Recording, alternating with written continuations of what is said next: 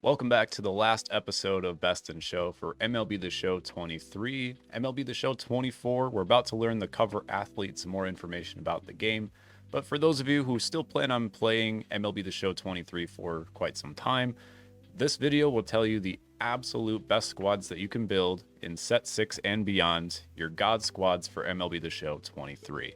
Of course, more episodes of Best in Show will return once we know more about MLB The Show 24. We'll see if there's any changes to sets and seasons. But let's get right into the meta overall squad. And again, meta overall is what we here at ShowZone calculate as far as being the best players in relation to the meta of the current game. Now, this usually rewards people who have good fielding, high power. You get a bonus for some switch hitters. Basically, at a core level, a lot of the competitive players out there are going to try and hit home runs, kind of like players do in regular Major League Baseball. They try and go all out and get as many runs on the board as possible. So things like contact, vision, those are going to be a little bit lower in that regard. For the first time since Set 2, we finally have a player that has beaten the Kaiju Joe Mauer in terms of meta overall ranking. He was dominating the ranks for quite some time, and that card is Finest Willie Mays, which was part of a program that came out towards the end of the game cycle. Willie Mays, just absolutely impressive numbers all across the board. We have him at right field because even though there's a slight defensive penalty moving from center field to right field, Mays' arm strength, arm accuracy, reaction, all of those things are going to benefit from having him in right field the most compared to other center fielders. So the best other outfielders are also center fielders. The Mike Trout milestone card and the incognito Commerce Comet Mickey Mantle. Those are going to be your best three outfielders in the game. And, just historically, Trout, Mantle, Mays, three of the greatest outfielders of all time. It makes sense why they're on this team. As we move back to the infield, again, Joe Mauer at catcher. But maybe a few surprises in the infield. Babe Ruth has a meta overall score of 109.20, but he does benefit from a 5-point boost in moving to first base because he does have quite a bit of decent speed and fielding over there at the first base position. The milestone Ellie De La Cruz card at second base and Snapshot Mookie Betts at shortstop. These are two really good collection and chase pack rewards. The one surprise, the one head scratcher for me is Gary Sheffield over at third base. Now, Gary Sheffield was one of those team affinity cards that came out in Set 5, max power, great fielding and reaction, and he just clears at third base compared to all of the other options. So maybe a little bit head scratching in the fact that it came from one of those other programs or one of those team affinity programs. But again, the best third baseman in the game. Here's a couple of other third basemen besides Sheffield, which may have just missed the cut. We'll go over a few more of those here in a moment with the first out in the lineup. Those are mostly going to be some catchers with Kyle Raleigh and Adley Rutschman. That infielder that I talked about that would benefit the most at third base would be Chipper Jones. So if you swing well with Chipper Jones, you could put him at third base or shortstop. Third base is probably going to be the best option with some of those other infield positions like Mookie Betts and Ellie De La Cruz. Outfielders, though, those are going to be your top three, Trout, Mantle, and Mays. If you're looking for another option at the outfield, probably the chase reward Bryce Harper. He does have some flexibility in that first base as well. So some other infield options. Brian Roberts makes the bench at second base. He is one of the Finders Keepers collection rewards. You can also go with Jose Ramirez, the All-Star Game card that came out for 2023. If you have different versions of Ellie De La Cruz, Mookie Betts, or Adley Rutschman, they are pretty darn close to the ones that are in the lineup as previously mentioned, but again, there are other cards, maybe just like a point difference at most. If you've been playing throughout the year, there have been a couple different chances to get the Ronald Acuna milestone card. He is one of your other top outfield choices. Or if you've played the Extreme program, the Home Run Derby Ken Griffey Jr. is a great option. The next few first out are the monthly awards Fernando Tatis, which is better than his Charisma Series chase pack reward, which I think is funny. And the milestone Jimmy Fox card. Again, catcher, if you want to flex him in there at catcher, go right ahead. Moving on to the rotation. So the top three names, you're definitely going to look at those and be like, yep, I understand those. So Jacob deGrom's chase reward, Nolan Ryan's snapshot reward, and the finest edition of Randy Johnson. Again, there's a few different Randy Johnsons you could choose from. The finest that came from the chase pack is just a little bit better than his Set 2 card. And from there, it gets a bit more interesting in the rotation. So at 4 and 5, we have the 23 finest card of Jesus Luzardo and the Great Race of 98 Kerry Wood. Those are your 4 and 5 options. So a few points below the top 3, DeGrom, Ryan, and Johnson. Looking at the first out choices as well, we have the other Randy Johnson, as we mentioned, the 23 finest Shohei Ohtani. Snapshot Walter Johnson. He has a long windup but fires in some good fastballs. And then a couple of awards cards, Madison Bumgarner and Corey Kluber. The Kluber card isn't as good as his previous editions in MLB The Show, but if you do well with him and, act with a little bit more finesse, he is a top option you can have in this game. Moving on to the bullpen, much like the rotation, you have a staggering top 3, and then from there it drops off a teeny bit. So your top 3 options, Extreme Program Billy Wagner, the Signature Kenley Jansen, and the Milestone Eric Gagne. There is the Prime Gagne that came out in set 1. He is one of your better options if you wanted to substitute one of those two. But then going after those 3, a couple of interesting names. Brian Abreu from the 23 postseason program for the Astros. He is your 4th best pitcher in the game at reliever, followed by Goose Gossage, Zach Britton, the Finders Keepers, Lee Smith from the Finest card series, and Camilo Doval's 23 All-Star Game card. This might be one of the first years in memory that Aroldis Chapman didn't have a top 8 bullpen card. He does have a couple of good cards, but his incognito card is going to be better than his 23 finest card, and that's just enough to miss the cut at a 105.90.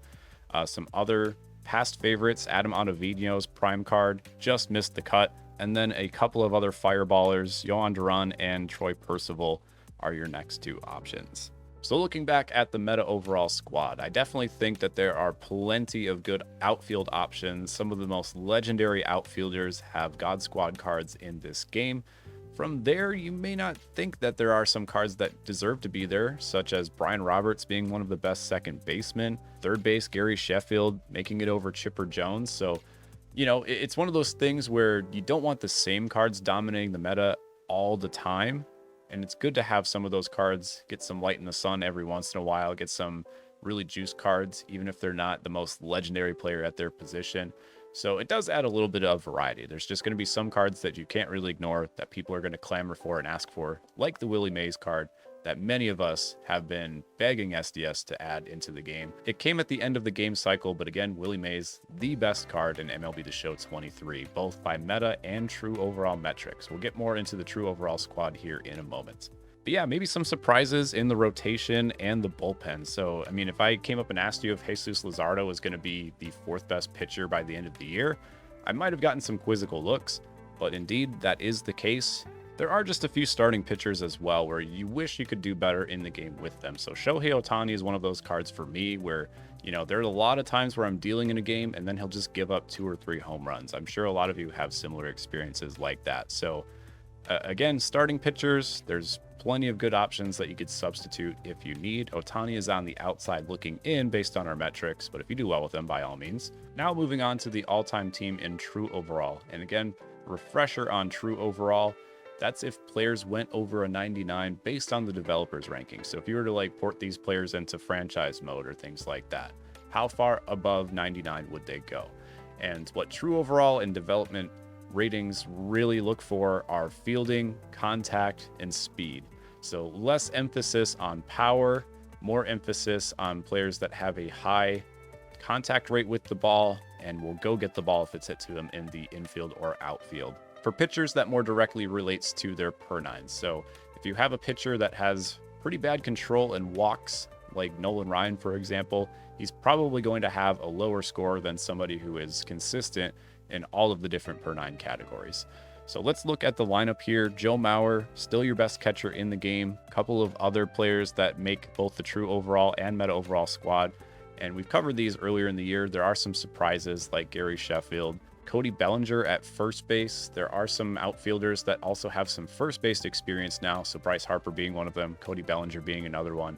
And the game prefers that you port somebody like that into first base because typically you have first basemen like Frank Thomas or David Ortiz that just don't really have the fielding prowess that other cards do. Some of them that play the outfield more often than not. So that is your infield: Bellinger, De La Cruz, Sheffield, and the finest Bo Bichette.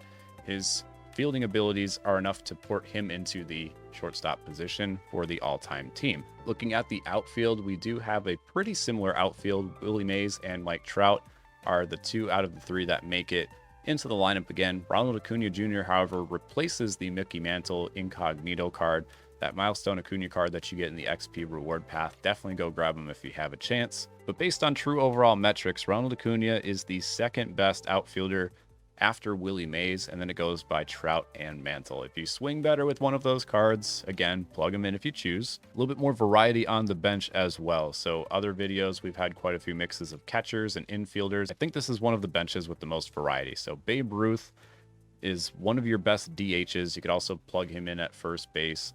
Again, he does have a fielding benefit at first base that makes his score 4 points higher than it would his normal DH position. It makes a lot of sense. He's not the fastest guy in the world, but 125s across the board for contact and power. The game is going to absolutely love that. He still has above average fielding and speed at the first base position. At catcher, Adley Rutschman. So Mallory and Rutschman, your 1-2s right there.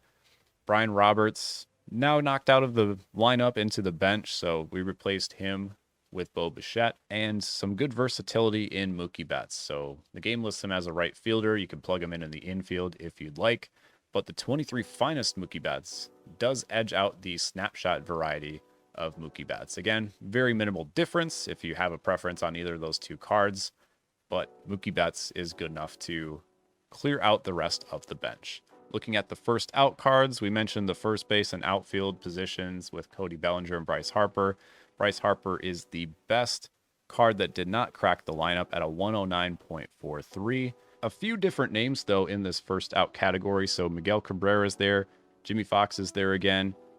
Martin Dehigo, he plays all 9 positions. This is one of the first conversations we've had with his cards in a while.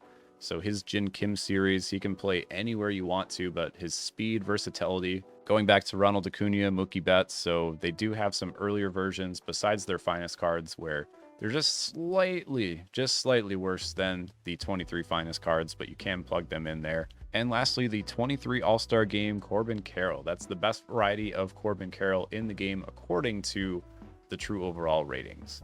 So fielding, speed, you can really make an outfield full of burners if you'd like. Now moving on to the rotation, I mentioned earlier that Corey Kluber's card, the one that dominated everybody like 2 or 3 years ago, we haven't seen a Corey Kluber card like that in recent memory, but this still does have his awards card as the best true overall. Another few familiar names, Jacob deGrom, finest Randy Johnson, the snapshot Clayton Kershaw that you get, the 99 variety, is at a 108.79, and rounding out the rotation, the finest retro of Hal Newhouser. Moving on to the first outs, Randy Johnson's Incognito card. Again, if you don't have his finest card, there's a 0.27 difference between those 2. Martin Dehigo is the 7th best starting pitcher in the game as well. So if you don't want him on your bench and would rather have him in the rotation, there are some options there.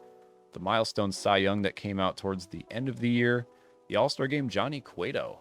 Now that was a bit of a surprising one, but again, some solid per 9s across the board. And finally, the awards, Pedro Martinez that came out in set 1. He is your 10th best starting pitcher in MLB The Show 23. And finally, we move on to the true overall bullpen. A couple of familiar names like Kenley Jansen, Zach Britton, Eric Gagne. The second best relief pitcher, though, very surprising, the 23 postseason Jeff Hoffman from the Philadelphia Phillies. He's better than some of the other reliever legends that you see on the list here. So quite incredible season that he had, and he's just 0.2 points away from cracking the top spot in the bullpen away from Kenley Jansen. Moving down the list, we do see Mariano Rivera finally. I just feel like he doesn't really fit into the meta as much as we would all hope or dream about. I mean, again, he is one of the best relief pitchers of all time, a unanimous Hall of Famer. So hopefully we see another good version of Mariano Rivera coming up here in future editions of the show. It'd be great to see him crack the top spot at one point, but he is the 7th best. Going to the first out, a couple of familiar names as well. So Eric Gagne, he has 2 really great cards. We mentioned that earlier in the meta overall squad. The milestone card being better than his prime card from set 1. Devin Williams, Lee Smith, and Trevor Hoffman, some great relievers, a couple of legends in there. Devin Williams, we've talked about his screwball a few times as well. If you like using that pitch specifically, have some fun with it. So that covers the true overall squad and the meta overall squad. I'm sure you guys might think that there are some surprises, some players that you've been consistently seeing all year in the competitive meta that might not have been mentioned on this list at all. So the first one that comes to mind for me is the John Donaldson card from the Jin Kim series. He has a 105.51 meta score and a 107.27 true overall ranking. So if you look back at the rotation, his meta overall score is about 2.5 points below the first out card. So, he kind of is buried a little bit down there.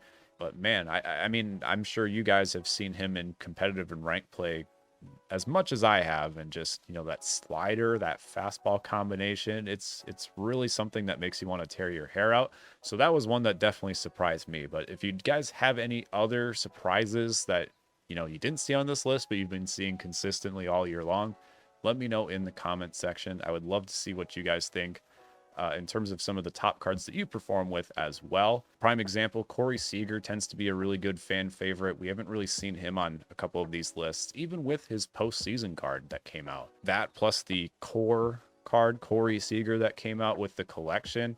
I was a little surprised that we didn't see him reach the ranks of some of these lists here. So that'll be a wrap for MLB The Show 23. Again, the cover athlete will be released here for MLB The Show 24 in due time.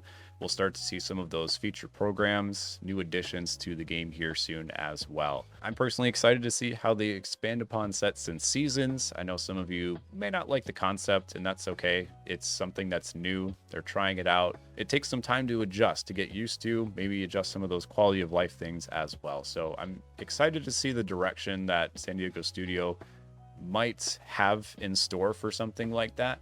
And, they are listening to us as the community. They are going to make changes based on our feedback. So I don't know if it's something they'll walk back completely, because we did see those times where the new sets came out.